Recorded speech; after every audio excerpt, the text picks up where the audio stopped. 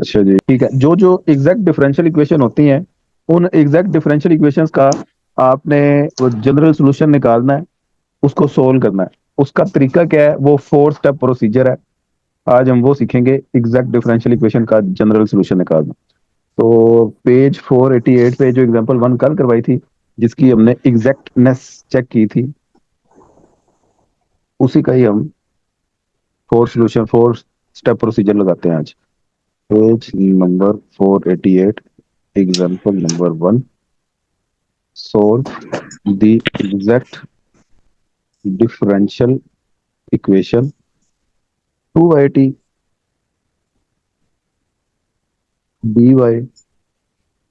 Plus Y square D T equal 0। अब ये तो हमें पता चल रहा है कि इधर से भी 2y, इधर से भी 2y, इक्वेशन एग्जैक्ट है। कल एग्जांपल में हम कर चुके हैं, लेकिन इसे अब सोल्व करना है। सोल्व का मतलब समझते हैं? इसका जनरल सॉल्यूशन वो निकालना। m है हमारे पास 2y और n है Y square. Now we apply 4 step procedure. सबसे पहले जी याद रखना है स्टेप 1। उसमें क्या करना है हमने? स्टेप 1, ये एक फार्मूला है, ये आपने हमेशा लगाना है जोन सा भी क्वेश्चन हो। f is a function of Y T, ये होता है G M D Y plus psi T. ये जो सिंबल है ना, इसे साई बोलते हैं। P S I, P common है, उर्दू में इसे प्रोनाउंस करेंगे साई। ठीक है। By putting the value of M, इसमें एम की वैल्यू आपने पुट कर देनी है।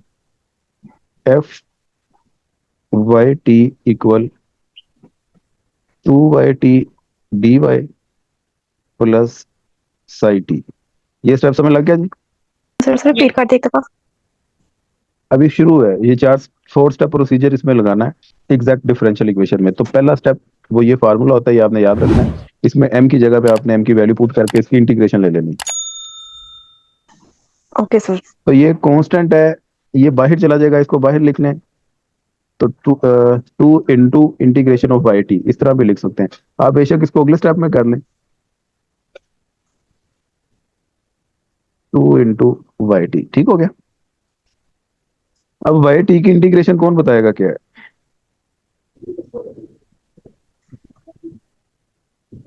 सर 2 बाहर आ जाएगा और हम करेंगे T2 डिवाइडेड बाय 2। वाई सर T भी बाहर आएगा। टू आएगा ना। सर T भी बाहर आएगा क्योंकि हम इनको एज अ कांस्टेंट कंसीडर करेंगे। हाँ, as a constant 2T consider y करेंगे। स्क्वायर डिवाइडेड बाय तो 2। ये आ गया 2t वाई स्क्वायर ओवर 2, बिल्कुल ठीक है, प्लस साई टी।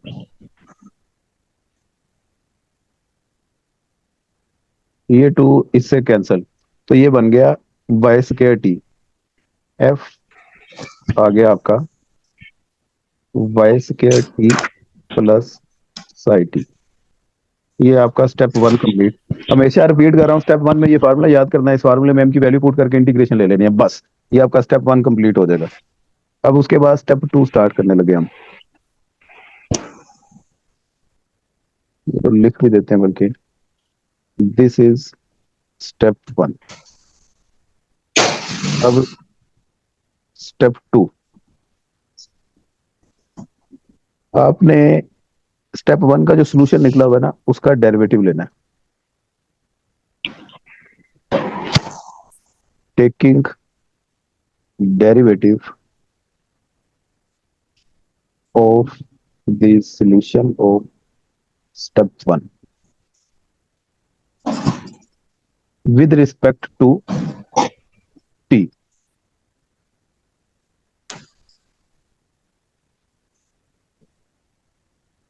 तो ये जी, इसका जब डेरिवेटिव लेंगे एफ का with respect to t, curly f over curly t, ये लिखेंगे equal G y square into t. इसका डेरिवेटिव क्या होगा?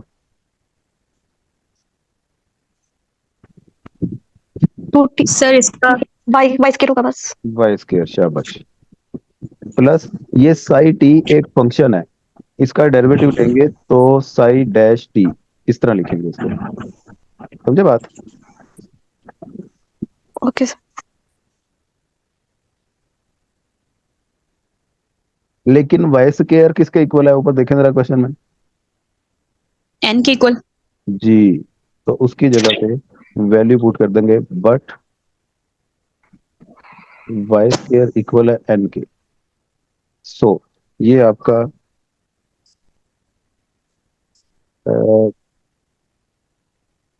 करली एफ ओवर करली टी, ये curly f over curly t, एक मिनट, y square equal y square plus psi dash t, ये हो गया।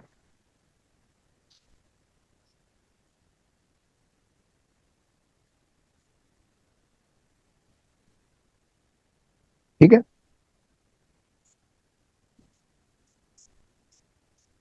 जी सर ठीक है। ये वाई स्क्वायर इससे कैंसिल, तो हमारे पास psi dash t equal to 0 आ गया। ये जी हमारा स्टेप 2 हो गया।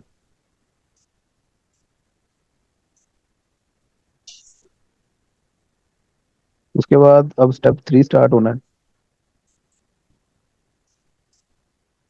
स्टेप 3 में क्या करना है आपने, हमेशा साई टी इक्वल होता है integration Sai dash T.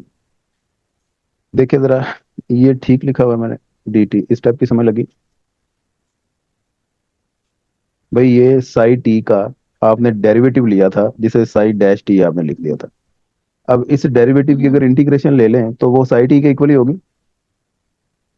Yes sir ठीक है। हाँ, तो साई टी को इस तरह भी लिखा जा सकता है।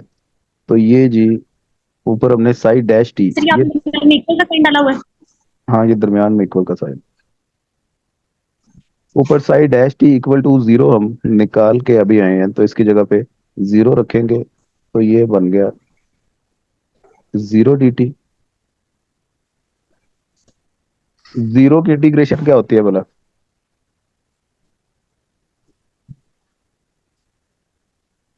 कोई ना वन कोई कांस्टेंट होता है, तो वो कांस्टेंट की जगह पे हम कांस्टेंट होता है। जी सी लिखते हैं। तो साई टी इक्वल है c, where c is any constant. ये आपका स्टेप 3 भी हो गया। स्टेप 3 सबसे छोटा स्टेप।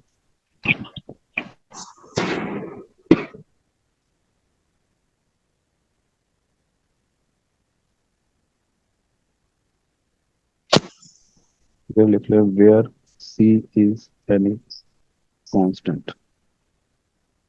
अब आगे लास्ट स्टेप जी, स्टेप नंबर 4, वो क्या होगा?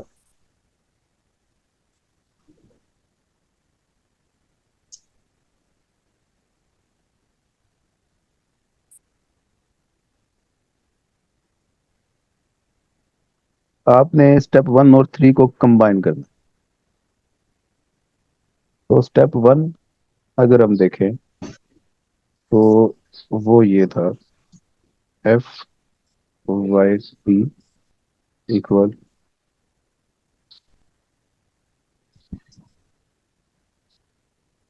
Y square t plus c. ये देखें, ये मैंने 1 और 3 को कंबाइन किया, ये समझ लगी बात? ये स्टेप 1 है, ये सर नजर वो आया? ओनली एफ है या एफ इंटू वाई टी भी लिखेंगे।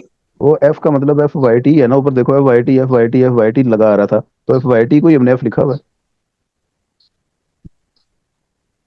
तो ये एफ असल में एफ वाई टी है, वाई टी का फंक्शन है।